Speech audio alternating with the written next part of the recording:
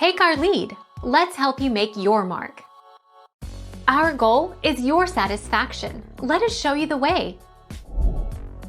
Interactive experimentation. Jython provides an interactive interpreter that can be used to interact with Java packages or with running Java applications. This allows programmers to experiment and debug any Java system using Jython.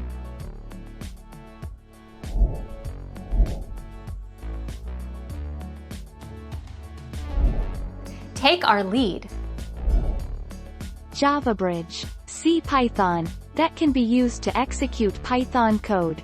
The class can be used within Java code called from the Python interpreter, or it can be used within Java to run Python embedded in Java. The C Python class binds the Python interpreter to the JVM and provides the ability to execute Python scripts.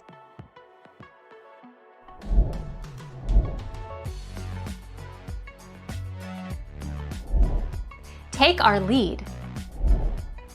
Microsoft abandoned IronPython and its sister project IronRuby in late 2010, after which Jython left to work at Google. It is free and open source software, and can be implemented with Python tools for Visual Studio, which is a free and open source extension for Microsoft's Visual Studio IDE.